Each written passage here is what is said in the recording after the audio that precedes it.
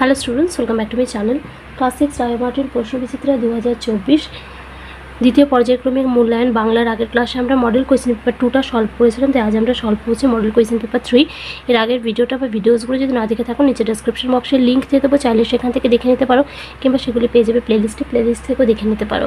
এছাড়াও তোমরা প্লেলিস্টে পাবে প্রশ্ন বিচিত্র অন্যান্য সাবজেক্টের সলিউশন। তাই চ্যানেলে গিয়ে প্লেলিস্ট খুলে নিজে ইচ্ছা মতো প্রয়োজন মতো ভিডিও দেখে নিও আর এই ভিডিওটা স্কিপ না করে প্রথম থেকে শেষ পর্যন্ত দেখো আর সব উত্তরগুলো নোট ডাউন করে নিও। তাই চলে শুরু করে আজকের ভিডিও। মডেল কোয়েশ্চেন পেপার 3 বান্দ্রায় এমএসপিএস হাই স্কুল। 1 নম্বরে রয়েছে সঠিক উত্তরটি বেছে নিয়ে লেখো। যে কোনো 6টি করতে হবে। প্রশ্নের মান 1। ফাঁকি গল্পে বর্ণিত গাছটি হলো আম গাছ। ধানের সবচেয়ে বড় বন্ধু বৃষ্টি। অনুসর্গের অন্য একটি নাম পরসর্গ। মানভূম দেয়ালচিত্রের প্রতীক বলা হয় পদ্মকে। উদর শব্দটির বিশেষণ হলো ঔদরিক। বাঘজননী ছেলের কাছে লজ্জা পেয়ে তাকে ভোঁদরের সঙ্গে তুলনা করেছিল। পল্লীকবি অভিধা পেয়েছিলেন জসীমউদ্দিন। 2 নম্বরে আছে নিচের প্রশ্নগুলির উত্তর দাও। যে কোনো 6টি করতে হবে। প্রশ্নের মান আছে 1। কটক কোন নদীর তীরে অবস্থিত? ওড়িশার মহানদীর তীরে। সেই অতলে ডাকুক, কে কাকে এই ডাক দেয়? এই উত্তরটা পাবে তোমরা ছায়ার বইয়ের 101 নম্বর পৃষ্ঠাতে। আর এটা নেওয়া হয়েছে পিঁপড়ে থেকে।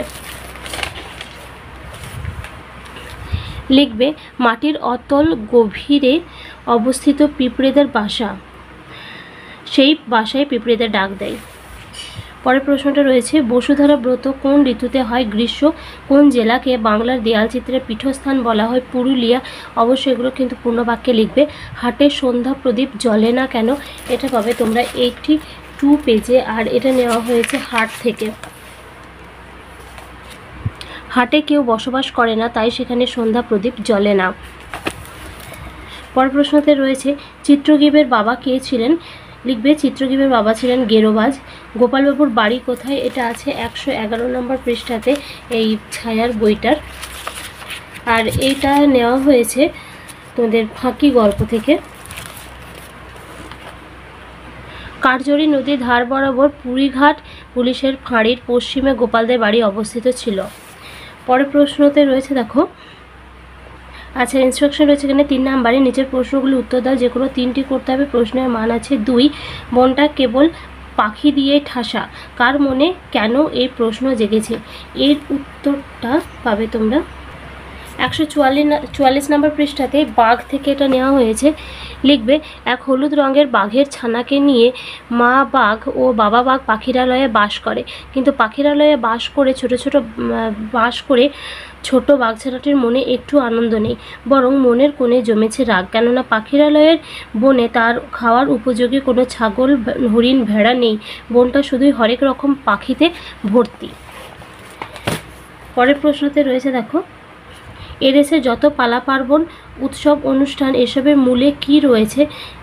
এই যে প্রশ্নটা রয়েছে এর উত্তরটা হবে যে কৃষিকাজ বা চাষবাস। আর ধান শব্দটি কোন শব্দ থেকে এসেছে? এটা হবে ধান্য। আর বলে রাখি এখানে যে কার মনে এই প্রশ্ন এসেছিল, লিখবে ছোট্ট বাঘছানাটির মনে। বাঘছানাটির মনে। আর এটা লেখার পরে 144 পেজে যেটা বললাম সেটা লিখে দেবে। পরের প্রশ্নতে রয়েছে তুই করবি বাগান, বাবা কেন এমন মন্তব্য করেছেন? এটা আছে 107 নম্বর পৃষ্ঠাতে ছায়ার বইয়ের। আর এটা নেওয়া হয়েছে ফাঁকি গল্প থেকে। গোপালদের কেনা জমিতে গোপাল একেবারেই আম গাছ লাগাতে চায়নি। সে চেয়েছিল একটা ফুলের বাগান করতে। অন্যদিকে তার বাবার মতে ফুল বাগান করার অনেক অসুবিধা, কারণ সেখানকার বেলে মাটিতে আদৌ জল দাঁড়াতো না। তাছাড়া ফুল বাগান করতে প্রচুর জলের দরকার হয়, কিন্তু সেখানে জল দেবারও খুব একটা সুবিধা ছিল না। কিন্তু গোপাল জানায় যে সে নিজেই গাছে জল দেবে। গোপালের এই কথায় তার বাবা খুবই আশ্চর্য হন আর মজাও পান, কারণ গোপাল নিজের স্নানের জলই নিজে হাতে তুলতে পারতো না। তাই গোপালের বাবা কিছুটা বিদ্রূপ করেই এমন মন্তব্য করেছেন। পরের প্রশ্নে রয়েছে 4 নম্বরে যে যাহার সবে ঘরে ফিরে যায়, কারা কখন ঘরে ফিরে যায়? তারপর হাটে কি দৃশ্য দেখা যায়? এর উত্তরটা পাবে 86 পেজে এই ছায়ার বইটার। আর এটা নেওয়া হয়েছে হাট থেকে। লিখবে হাটে যারা কেনাবেচা করতে আসে তারা বিকেল বেলায় ঘরে ফিরে যায়। এরপর পয়েন্ট করবে ঘরে ফেরার পর হাটের দৃশ্য। হাটের মানুষ ঘরে ফিরে যাওয়ার পর ধীরে ধীরে সন্ধ্যা নামে। বাসায় ফেরা বকের দলের সঙ্গে সূর্যের শেষ আলোটুকু নিভে যায়। একাকী কাকের ডাক সন্ধ্যাকে আরও বিষণ্ণ করে তোলে। তারপর ক্রমে রাত আসে। নদীর বাতাস পাকুড় শাখায় দোলা দেয়। হাটের দোচালার পাশের ফাঁকে বিদ্রুপ ধ্বনি তোলে বাতাস। তখন গভীর অন্ধকারের মধ্যে হাট ডুবে থাকে। 4 নম্বরে রয়েছে নিচের প্রশ্নগুলির উত্তর দাও, যে কোনো দুটি করতে হবে। প্রশ্নের মান আছে 2, তো এই মানে 1 করে 2। এই 4 প্রশ্নের উত্তরগুলো দেওয়ার আগে বলে রাখি, যদি ভিডিওটা ভালো লাগে তো প্লিজ লাইক করবে, কমেন্টস করবে, বন্ধুদের সঙ্গে শেয়ার করে দেবে। নতুন হয়ে থাকলে চ্যানেলটি সাবস্ক্রাইব করে রেখে পাশে থাকা বেল নোটিফিকেশনটা অন করে দেবে, যাতে নেক্সট ভিডিও সবার আগে তোমার কাছে পৌঁছে যায়। 4-এর 1-এ রয়েছে, কাকে দেখে বোঝা যাচ্ছিল না মানুষ না বাঁদর, প্যাঁচা না ভূত। এটা পাবে 231 নম্বর পৃষ্ঠাতে। আর এটা নেওয়া হয়েছে হযবরল থেকে। 4-এর দাগে যে প্রশ্নগুলো রয়েছে সেগুলো সবই হযবরল থেকেই নেওয়া হয়েছে। এই যে হিজবিজবিজ নামের একটা অদ্ভুত জন্তুকে দেখে বোঝা যাচ্ছিল না সে মানুষ না বাঁদর, প্যাঁচা না ভূত। এর পরের প্রশ্নতে রয়েছে, হিজবিজবিজের খুড়ো মেশো শ্বশুরের নাম কি? তকাই। হযবরল শব্দের অর্থ কি? এটা পাবে 236 নম্বর পৃষ্ঠাতে ছায়ার বইয়ের। কোনো মানুষ, প্রাণী, পশু অথবা ঘটনা আজগুবি, উদ্ভট ও এলোমেলো হলে তাকে হযবরল বলা হয়। আর এরপরে যেগুলো রয়েছে সেগুলো হচ্ছে রচনা, অনুচ্ছেদ রচনা। তো এই অনুচ্ছেদ রচনার কিছু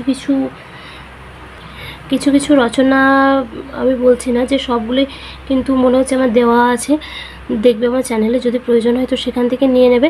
আর যদি অসুবিধা হয়, খুঁজে না পাও, তাহলে আমাকে কমেন্ট বক্সে জানাবে, আমি তার লিঙ্কগুলো তোমাদের শেয়ার করে দেবো। তো এটাই ছিল এই পেপারটার সলিউশন। খুব তাড়াতাড়ি পরের পেপারটা দিয়ে দিচ্ছি, তাই সঙ্গে থেকো।